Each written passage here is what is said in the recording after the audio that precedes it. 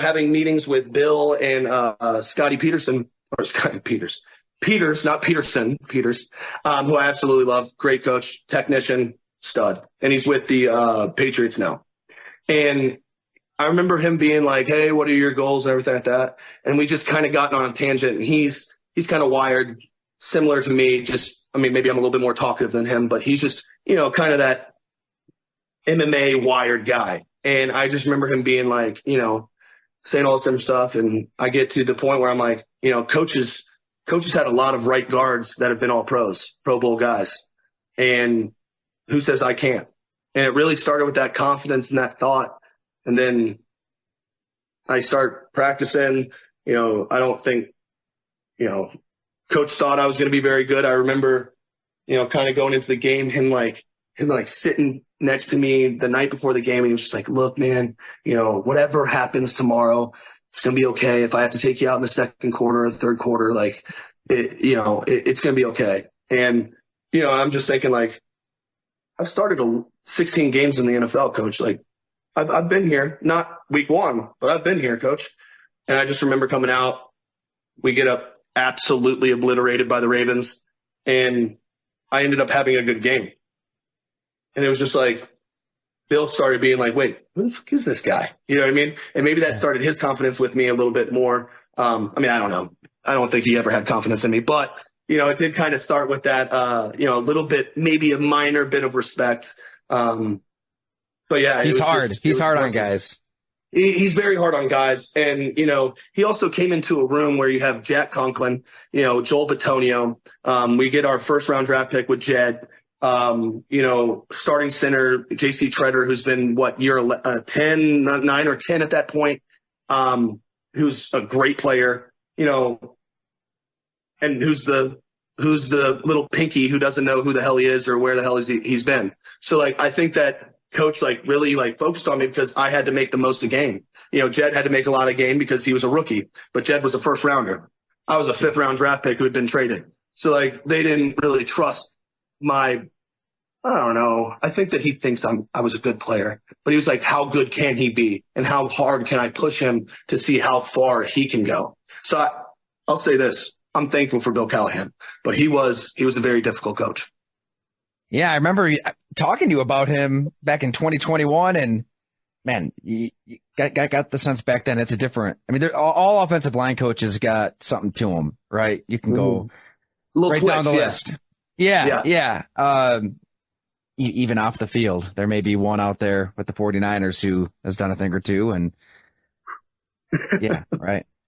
People can Google that themselves, and if they want to even the Bills have one of the best offensive line coaches, Aaron Cromer, and there was the incident with the beach chairs a few years back. But he's one of the best, right? There's a reason these guys are offensive line coaches, and they keep getting jobs, right?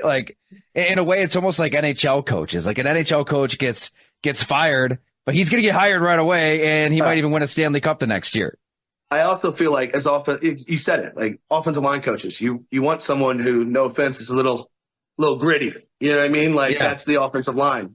And Bill, while he's one of the most intelligent men I've ever met, he's got some hardness to him, but he's also very kind. I will also say that there's times where Bill is unbelievably kind. When we're talking about family, unbelievably kind. Knows my son's name, has reached out multiple times.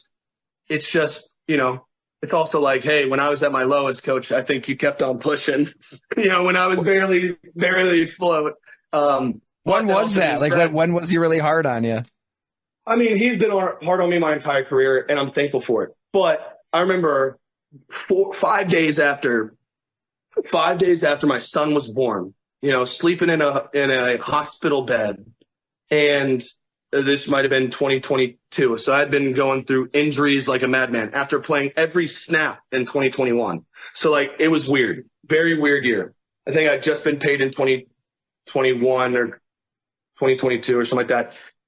And this was post that or whatever. And we were playing on Christmas. My son's born December 19th.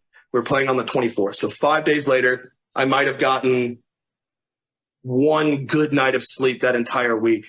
I want to be there for my wife, because that's when football's all said and done.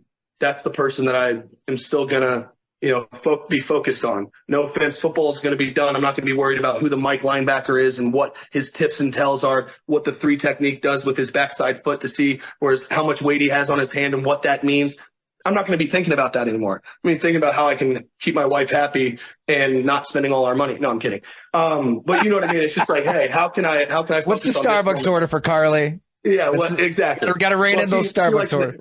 Black iced coffee with extra ice. Easy. Oh, she's a keeper. She's a keeper. Easy. But, no, and I just remember being up every couple hours, maybe getting 3 to 4 hours and sleep at night. And I mean, I didn't miss any days, but I mean, Bill knew this. He knew this very well. We go out, Christmas Eve, negative 18 degrees, right, wrong, or indifferent. We can't run the ball. So we start passing the ball. We start passing the ball in negative 18 degrees. Amari Cooper, unbelievable receiver, has absolute just stick-em hands.